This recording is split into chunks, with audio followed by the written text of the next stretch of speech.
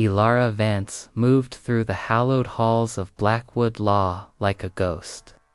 She was a flicker of plain cotton in a sea of silk, a faint whisper in a torrent of confident, booming voices. The building itself was a monument to old money and older prestige. Its polished oak paneling and portraits of stern-faced founders a constant, silent reminder of a legacy she was not a part of. Ilara's presence was a statistical anomaly. A scholarship student from the Appalachian foothills who had, against all odds, scored a perfect LSAT and earned a place among the future leaders of the legal world.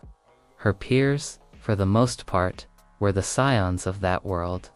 They spoke in hushed tones about summer internships at their fathers' firms, about vacation homes in the Hamptons, and about the unspoken rules of a society she would never truly understand.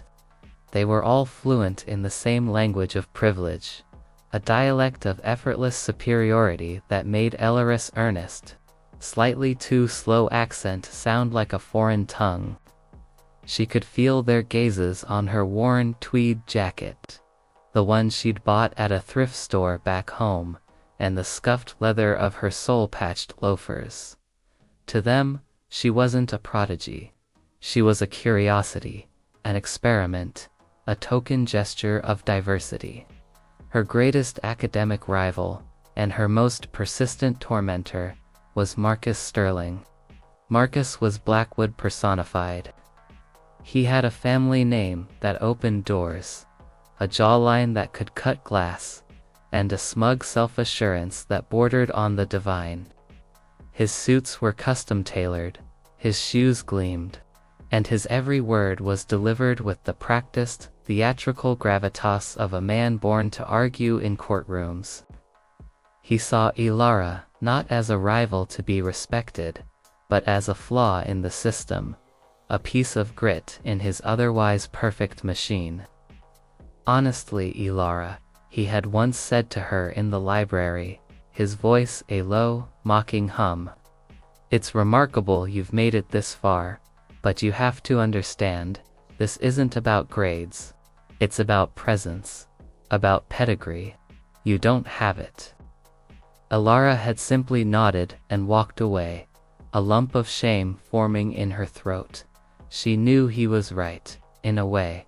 She could study for 18 hours a day, could memorize every case brief, every legal precedent, but she couldn't change who she was. She was a girl who had grown up watching her grandmother, a woman with gnarled hands and a spirit of pure, unadulterated grit, mend fences and harvest crops. She had come to law school with the dream of using the law to help people like her grandmother, to give a voice to the voiceless. But in this glittering, rarefied world, she felt mute. The culmination of her entire law school career was the annual moot court competition. It wasn't just a competition. It was a rite of passage. The winner was guaranteed an internship at the most prestigious firm in the city, a position that would set them up for life. Elara had spent months preparing for it, poring over complex case law about environmental regulations and corporate liability. Her argument was sound, her research impeccable. She knew the law better than anyone in that building, perhaps even better than the professors. But she knew that wasn't enough. The courtroom was a replica of a real appellate court, a place of high ceilings and dark wood, with a gallery of spectators filled with students, professors, and visiting legal luminaries.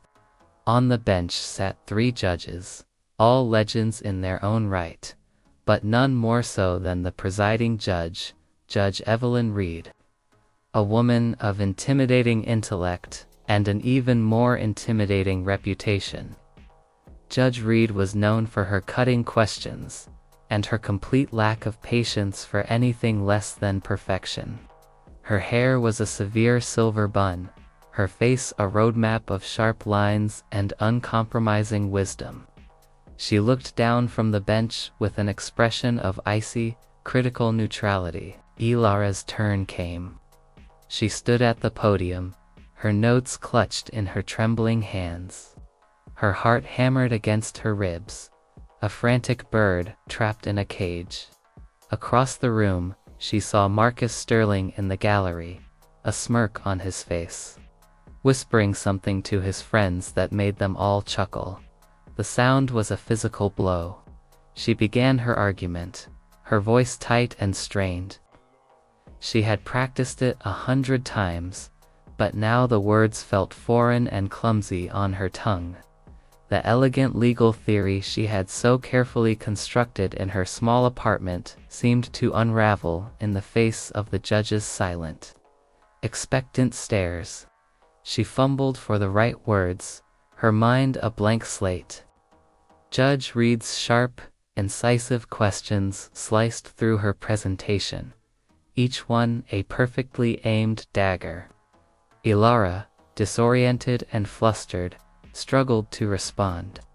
The mockery from the gallery grew bolder. A girl with impossibly blonde hair stifled a laugh behind her hand. Marcus Sterling leaned back in his chair, a look of vindicated satisfaction on his face. He had been right. She was out of her depth. She didn't belong. Finally, she finished her argument, her face hot with humiliation. She sat down, her hands still shaking. Marcus Sterling took the podium, a vision of effortless confidence. He delivered his argument with a theatrical flourish, his voice smooth and commanding.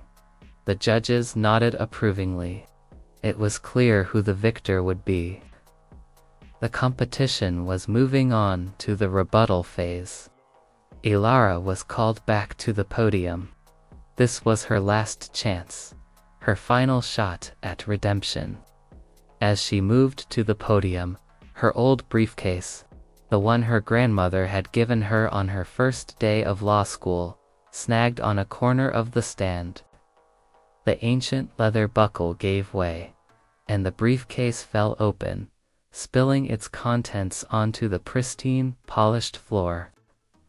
Papers scattered everywhere, case briefs, handwritten notes, a crumpled napkin with an equation she had scribbled on it, and then a small, worn envelope, its paper yellowed with age, fluttered to the ground. Ilara froze, her cheeks burning crimson.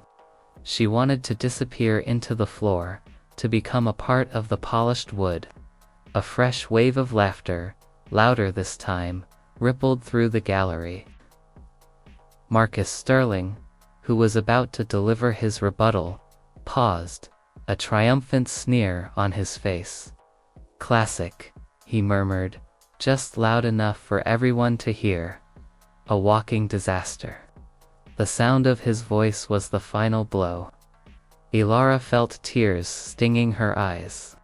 She bent down, her hands fumbling to gather the scattered wreckage of her dignity. The laughter felt like a physical weight on her shoulders, pushing her down, down, down. "Ms. Vance," Judge Reed's voice cut through the noise, sharp and commanding. The laughter instantly died. "Is everything in order?" Ilara, on her knees, didn't look up. "Yes, Your Honor, my apologies, I'm ready." As she gathered the last of her papers, her hand brushed against the crumpled envelope. Her grandmother's handwriting was on the front, the looping, familiar script of a woman who had never owned a fountain pen. It was a letter her grandmother had given her the day she left for law school, with a strict instruction not to open it until she felt she truly needed it. Ilara had never opened it, but she carried it with her everywhere. It was a talisman, a piece of home. As she stood up, the old envelope in her hand, Judge Reed's voice came again, this time with a hint of something curious in it. "What is that, Ms. Vance?" Ilara looked up, bewildered. It's just an old letter, Your Honor. From my grandmother. May I see it?" the judge asked, a note of unexpected urgency in her voice. Ilara hesitated, a wave of panic washing over her. It was too personal, too private. This was her last piece of dignity, her final secret. But Judge Reed's gaze was unwavering, a direct command. Trembling, Ilara walked to the bench and handed over the letter. The laughter in the gallery had turned into a low hum of curiosity. Judge Reed took the envelope and, with an almost reverent slowness, broke the seal. She unfolded the paper, its creases deep and permanent. She held it close to her eyes, and began to read. The silence that fell upon the courtroom was absolute. You could have heard Ilara's heart pounding. Judge Reed read the letter, her expression unreadable. Ilara watched her face, searching for a hint of condescension, a flicker of disappointment. She saw none. What she saw, to her astonishment, was a gradual transformation. The hard lines of the judge's face softened. Her eyes, which had been so icy, grew warm and a bit misty. A flicker of a smile, a gentle and knowing one, touched her lips. Finally, the judge cleared her throat. She looked at the courtroom, then at the gallery, her gaze sweeping over the silent, expectant faces. She looked at Marcus Sterling, who had been standing at the podium, waiting. "Mr. Sterling, you may sit down," she said, her voice a low murmur. Marcus, surprised, did as he was told. Judge Reed looked at the letter in her hand, and then, in a voice that was no longer cold and impersonal, but full of a deep, resonant emotion, she began to read. "My dearest Ilara," she began, her voice a gentle echo in the vast room. "By the time you read this, I will be gone. I want you to know something. This path you've chosen, it's not for the faint of heart. The people in that world, they'll look at you funny. They'll see the holes in your shoes and the fraying on your jacket. They'll hear our hills in your voice, and they'll think you not worth a second glance." The courtroom was still. The whispers had stopped. Even Marcus Sterling sat perfectly straight, his face a mask of shocked confusion. "But you remember this, little bird," the judge continued, quoting the letter. "Every dollar I saved to get you to that school, every extra shift I worked, every vegetable I canned, every acre of our land I tended, it was all for you. It was so you could have a voice. That old briefcase I gave you, it's not just leather. It's a roadmap of your family's hope. Those scuffed shoes, they're a testament to the miles we walked to get you here. They a symbol of the hard-won dignity that no amount of money or fancy clothes can buy." Tears were now streaming down Ilara's face, silent and hot. This was her grandmother's voice, a voice of pure love and unyielding strength, speaking to the entire room. "Don't you ever think for a moment that you don't belong," the judge read, her voice thick with emotion. "You belong there more than any of them. You're not there because of a family name. You're there because of sacrifice. You're there because you earned it. So stand up, little bird. Stand tall, because you are the future of the law. You are what justice looks like to people like us. Don't ever let anyone tell you otherwise. I am so proud of you, my Ilara. So very, very proud." Judge Reed lowered the letter, her hand trembling slightly. She looked up at the gallery, at the faces that had been so full of mockery just moments before. Now, they were a sea of stunned silence, of somber reflection. Some of the students had tears in their eyes. The girl with the blonde hair was crying openly. "The greatest legal mind," Judge Reed said, her voice now a low, powerful whisper, is not a mind that has been taught to think in a specific way by generations of precedent. The greatest legal mind is one that understands the human cost of the law. It is a mind that knows what sacrifice means. It is a mind that understands dignity. She looked directly at Marcus Sterling, a hard glint back in her eyes. Mr. Sterling, your argument was, as expected, flawless. It was a masterpiece of rote learning and polished rhetoric. It was, in a word, empty. Then, her gaze fell upon Ilara. Her face softened, and she gave her a genuine, heartfelt smile. "Ms. Vance," she said, her voice now full of a profound respect. "Your argument had flaws. Your delivery was, at times, uncertain. But your case, your true case, was not in your notes. It was in that letter. And I can tell you, Ms. Vance, as a judge who has presided over thousands of cases, that your grandmother's letter is the most compelling argument I have ever heard."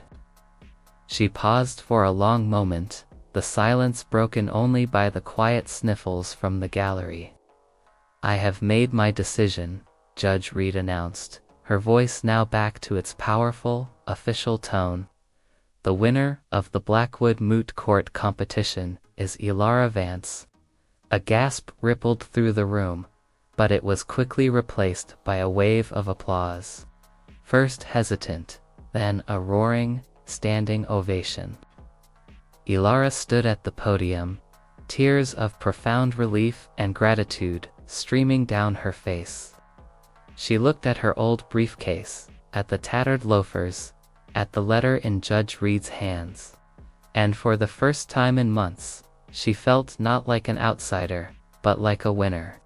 The internship was hers, and it was the start of a brilliant career. But the legend that would be told for years to come at Blackwood Law was not of the girl who won a prestigious prize. It was of the girl who was told she didn't belong, and of the judge who read a letter that proved, beyond a shadow of a doubt, that she belonged more than anyone else.